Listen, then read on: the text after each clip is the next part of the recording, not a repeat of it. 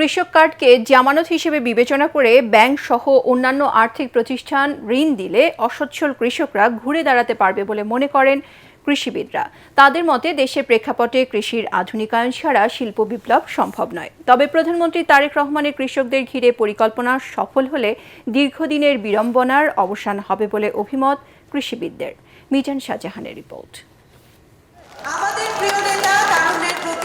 পর্যায়ক্রমে 2,75,00,000 কৃষকের কাছে পৌঁছানো হবে কৃষক কার্ড।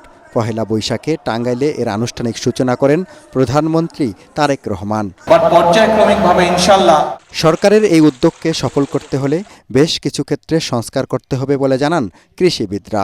তারা বলেন, কৃষকদের বড় একটি অংশের নিজস্ব জমি নেই, তারা বর্গা চাষি, ফলে জমির বিপরীতে ঋণ তুলতে পারেন না।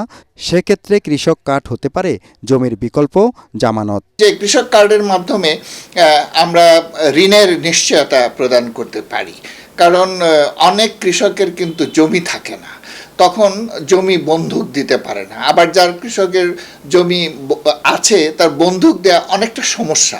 এই ক্ষেত্রে একটা কৃষক কার্ডই জামানত হিসেবে এটা ব্যবহার করা যায়। কৃষি ঋণের সঙ্গে সঙ্গে কিন্তু বীমা জড়িত, এবং বীমা যারা করে কৃষকের জন্য সেখানেও তো কিন্তু কৃষক কার্ডটা খুবই প্রয়োজন হতে পারে।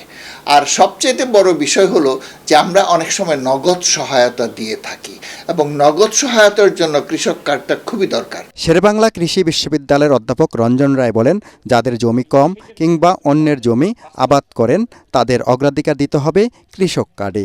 যারা প্রকৃত কৃষক, যার জমি কম, যারা স্মল ফার্মার, মার্জিনাল ফার্মার, তারা কিন্তু এই কার্ডটা পাবে।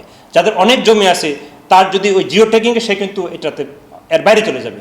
তো সেই জায়গাটায় জিও ট্যাগিংটা নিয়ে আমাদের কিন্তু দুর্বলতা আছে, সেটাও কিন্তু এখানে শক্তভাবে যেন ইন্টিগ্রেট করা হয়, নতুবা কিন্তু কার্ড নিয়ে জালিয়াতি হতে পারে। তৃণমূলের কৃষকদের লাভের বড় অংশ চলে যায় মধ্যস্বত্ব ভোগীদের পকেটে। একথা জানিয়ে কৃষিবিদরা বলেন, কৃষক কার্ডের মাধ্যমে পাইকারি বাজারের সাথে সরাসরি সমন্বয় করতে পারবেন তারা, ফলে মধ্যস্বত্ব ভোগীদের দৌরাত্ম্যের অবসান হবে। এই কার্ড দেওয়ার ফলে কৃষকরা যেমন মধ্যস্বত্ব ভোগীদের দৌরাত্ম্য থেকে বিরত থাকবে, তারা রেহাই পাবে।